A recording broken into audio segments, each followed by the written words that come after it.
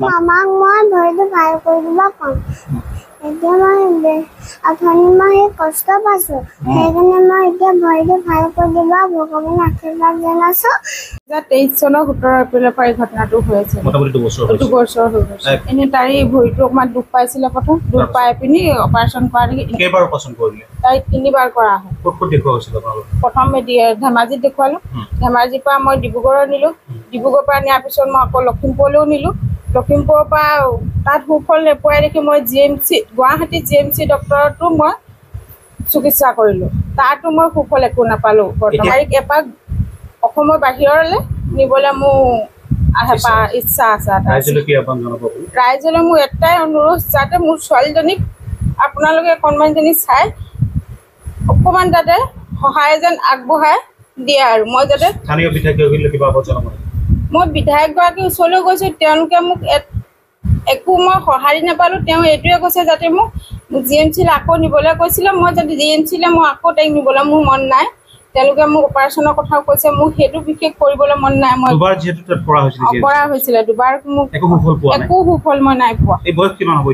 তাইৰ বয়স 5 বছৰ হৈছে এই ধৰি লওক 2 বছৰ ওচৰ হ'ব হ'ল আজি তেনেকৈ আছে ধৰি লওক আমি কষ্ট পাইছোঁ বহুত গতিকে ছোৱালীজনীক ৰাইজলৈ আহ্বান কৰিছোঁ যাতে যিকোনো সহায় কৰে আগবাঢ়ি আহিব বুলি আমি আগবাঢ়িছোঁ এনেই তেতিয়া আমি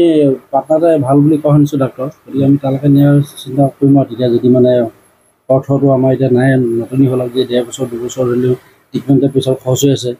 গতিকে আমাৰ এতিয়া একো উপায় নাই গতিকে আমি এইটো আহ্বান কৰিছোঁ ৰাইজলৈ যদি ঘৰখন ব্যক্তি আপুনি যোগাযোগ কৰিব বিচাৰে ফোন নাম্বাৰ কৈ দিব ফোন নম্বৰ 6002601150 যিহেতুকে আমাৰ দেউতাক মাক ক'ব গ'লে শিক্ষিত নিবনুৱা এনেই হাজিৰা বা এনেধৰণৰ কাম কৰি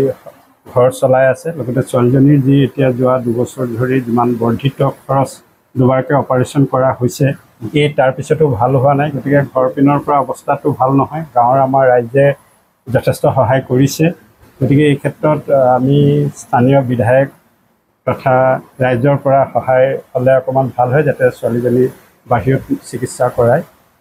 সুস্থ কৰিব পাৰি কাৰণ এইটো বয়সত 5 বছৰ তাই দৌৰি ফুৰা বয়স এই বয়সত তাই এনেকৈ পৰি থকাটো আৰু যেতিয়া বিষ হয় অত্যন্ত চিঞৰে যিটো পৰিৱেশ মানে বেলেগ মানুহে সহ্য কৰিব নোৱাৰে সেয়েহে ৰাইজে যদি সহায় কৰে নিশ্চয় তাইক চিকিৎসা কৰিবৰ কাৰণে সুবিধা হ'ব